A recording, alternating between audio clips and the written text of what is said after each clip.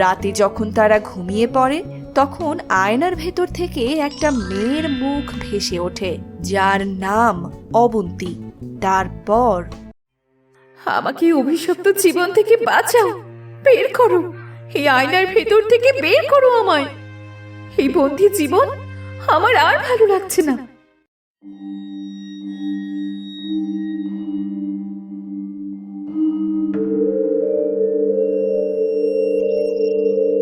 অভিশপ্ত আয়না। জয়ন্ত, জয়ন্ত, তোমার হলো? আমি কিন্তু পুরোপুরি রেডি, অথচ তুমি এখনো স্নান করে বের হওনি। তোমাকে নিয়ে আর পারি না বাপু। নিজের তো কোনো খোঁজ খবরই নেই, বাট আমাকে সেই কখন থেকে রেডি হতে বলছো? বলবো না, মেয়েদের তো আবার আয়নার সামনে গিয়ে সাজুগুজু করতেই 3 ঘন্টা লেগে যায়। সব দোষ মেয়েদের। তোমরা বুঝি আয়নার সামনে যাও না? আজ আসো না আয়নার সামনে, তারপর দেখাচ্ছি মজা। জয়ন্ত আর মোহনা আয়নার সামনে দাঁড়িয়ে মজা করতে করতে এক পর্যায়ে তারা আয়নার সাথে বাড়ি খায় এবং আয়নাটা সাথে সাথে ভেঙে চুরমার হয়ে যায়। এই রে, গেল রে, তুমিও না? দেখো তো, আয়নাটা ভেঙেই গেল। আমার কি শখের আয়না এটা।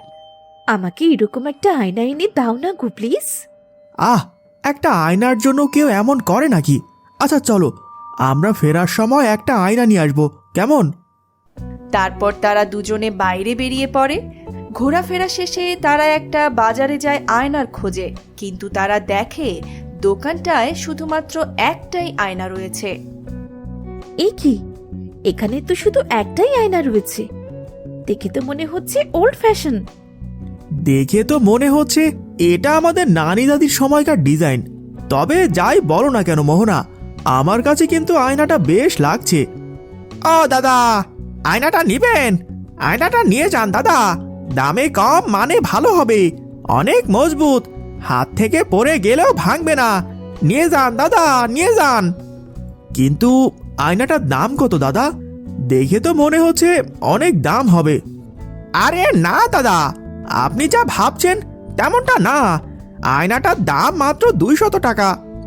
কি, এত বড় দেখতে সুন্দর আয়নাটার দাম মাত্র 200 টাকা? নিয়ে যান দাদা, নিয়ে যান, অনেক ভালো হবে।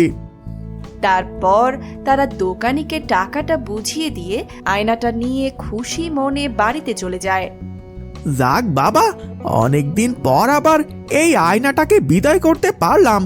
এবার আয়নাটা আমার দোকানে ঘুরিয়ে দিয়ে যাওয়ার আগে এখান থেকে আমাকে চলে যেতে হবে। রাতে যখন তারা ঘুমিয়ে পড়ে তখন আয়নার ভেতর থেকে একটা মেয়ের মুখ ভেসে ওঠে, যার নাম অবন্তী। তারপর, আমাকে অভিশপ্ত জীবন থেকে বাঁচাও, বের করো, এই আয়নার ভেতর থেকে বের করো আমায়। এই বন্দি জীবন আমার আর ভালো লাগছে না।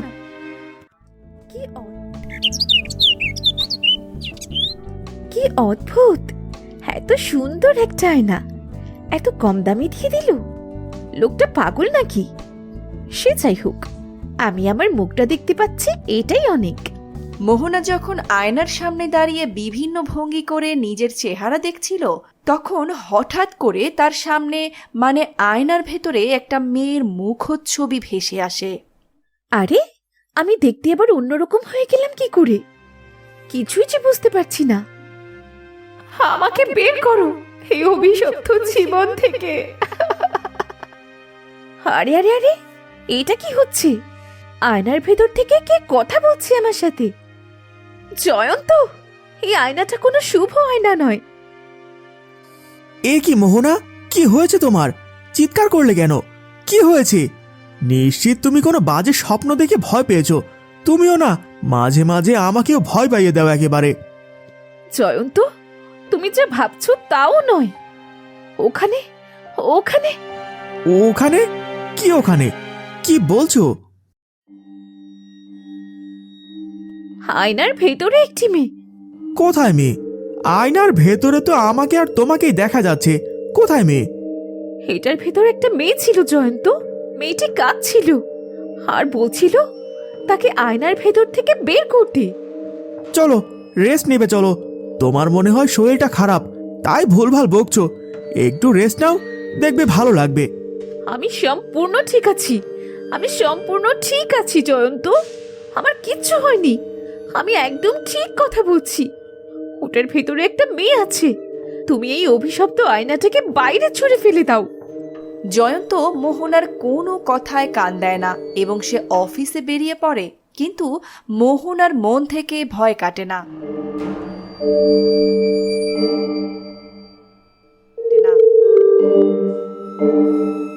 সে আয়নার সামনে যায়, আর যেতেই সে আবারও আয়নার ভেতর থেকে অবন্তীর কান্নার আওয়াজ শুনতে পায়। কে কে তুমি? এইভাবে এইভাবে ভয় কেন দেখাচ্ছ?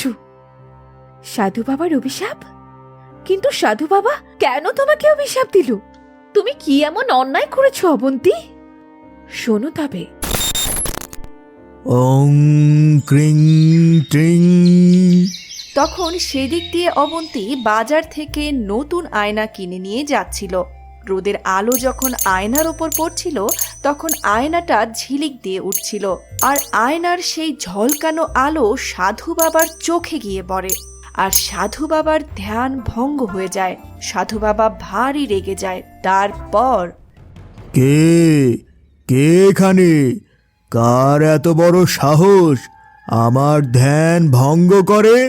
আমি দুঃখিত সাধু বাবা, আমি বুঝতে পারিনি। আর এতে আমার কোনো দোষও ছিল না। আয়নার ওপর রোদের আলো পড়েছিল, আর সেই জন্যই আয়নাটা ছিলিক দিয়ে আপনার ওপর আলো ছড়ায়। আহ, আবার মুখে মুখে তর্ক করিস?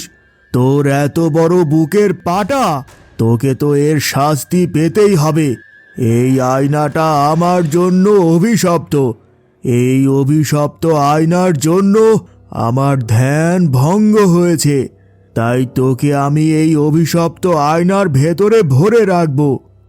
তারপর সাধু বাবা অবন্তীকে আয়নার ভেতরে পুরে দেয়। আজ থেকে এটা অভিশপ্ত আয়না, আর যখন কেউ এই আয়নাটার ওপরে এই মন্ত্র পড়বে, তখন তুই তোর অভিশপ্ত জীবন থেকে মুক্তি পাবি। পাপের খরা পূর্ণ হলো, অভিশপ্ত আয়না মুক্তি পেল। যদি সাধু বাবা সত্যি কথা বলে থাকেন, তো আজ তোমার মুক্তির দিন। তুমি এখনই আগের মতো ঠিক হয়ে যাবে। তারপর অবন্তী জাদু শক্তির মতো আয়নার ভেতর থেকে বেরিয়ে আসে। ধন্যবাদ তোমাকে। আজ তুমি ছিলে বলে কতদিন পর আমার অভিশপ্ত জীবন থেকে, অভিশপ্ত আয়নার ভেতর থেকে বেরিয়ে আসতে পেরেছি। জানো তো মোহনা, আমি কত জনকে বলেছি আমাকে বের করতে, কিন্তু সবাই আমাকে আয়নার ভেতর দেখলেই ভীষণ ভয় পেয়ে যেত, আর আয়নাটা দোকানে ফেরত দিয়ে আসতো।